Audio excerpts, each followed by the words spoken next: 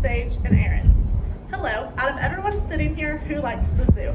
Some of my favorite memories as a young girl are seeing all of the different animals at the San Antonio Zoo.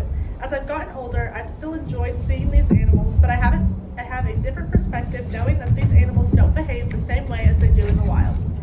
My purpose in speaking with you today is to persuade you to donate to the African Wildlife Foundation. The work this organization puts in keeps Africa steady. Without this, Africa would be in danger, along with the natives who live there and the tourists who wish to one day see this great land. I am credible to speak on this topic because I have done intense research and have put in the work to bring this speech to you. Not only have I done research, but I have spoken with a representative from the African Wildlife Foundation to hear what they have to say. Along with the African Wildlife Foundation, I've spoken with two different families who travel to Africa often. I got their perspective on what they have to say about the beautiful animals, amazing scenery, and welcoming natives. Throughout the duration of my speech, I will inform you of the needs the organization is asking for. Towards the end of my speech, I will give solutions that will make the needs disappear, so to speak. And to conclude, I will explain what will happen if donations and efforts are not made. The reasons these needs may not seem so significant is because we live in the United States, where all of these needs are just everyday things for us. However, if we step into the shoes of Kadu Sebenya, the African Wildlife Chief Executive Director, we would see why all of these things are needed. I will start by touching on the first need. Different tools are needed to prevent encounters with wildlife and people. According to the African Wildlife Foundation 2024, wildlife wandering into human spaces can hurt the crops, livestock, and people. A lot of the animals in Africa are bigger and have more force than your average human. This is why it is so important that animals and people keep a safe distance between each other. More tools can help keep the separation while not causing harm to any of the wildlife. The article, Human-Wildlife Interactions and Environmental Dynamics in Botswana 2016, discusses topics regarding Africa. One of those topics touch base on the encounters between the animals and people. They say that the region, talking about Botswana, Africa, has seen an expansion of floodwaters with social impacts ranging from livelihood disruption to human displacement. Human-wildlife conflict here and will continue to be an issue unless the necessary tools are used to prevent this. While tools for separation are needed, people are also needed to use the tools. The second need is for more government rangers and community wildlife scouts.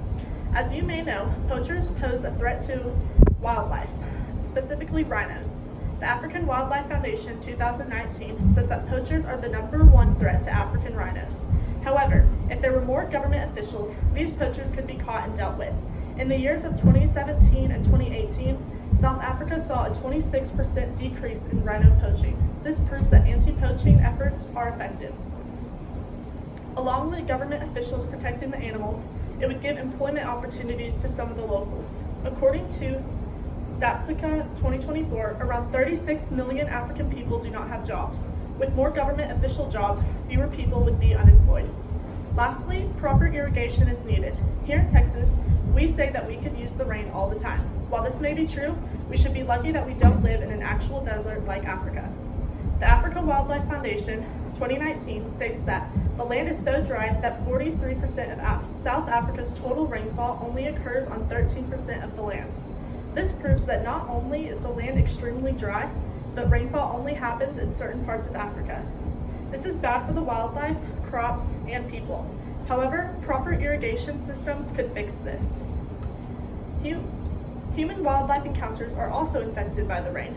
The entangled relations of humans and Nile crocodiles in Africa, pages 1840 to pages 1992, 2016, says that crocodiles specifically are looking for water and end up in native African habitats.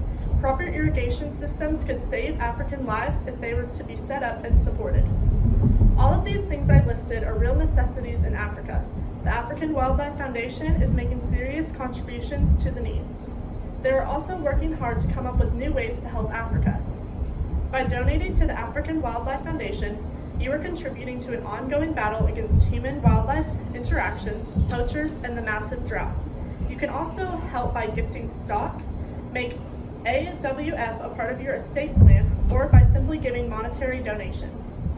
The African Wildlife Foundation will use your donations to buy new tools to protect humans and animals. They will also fund more government jobs officials in hopes of protecting wildlife from poachers.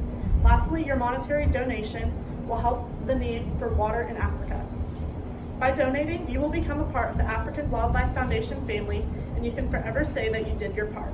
First, all you have to do is go to their website. Second, you will see a large orange box in the corner that says donate. Third, the only option is to pay with a credit card. Cash is not accepted online. Fourth, it will also ask for your first and last name, email address, and physical address. And the last thing you do is enter your credit card information. Now, I would like to give you a visual of what will happen if you do not donate. Imagine you are an African native. You are trying to go to sleep one night, but you hear a rustling outside your house. You go outside your house just to see a huge crocodile sitting on your porch.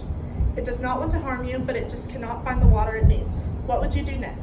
This might not be a problem in the United States, but this happens every day in Africa. I will go over the needs again. There are no tools to protect the African natives.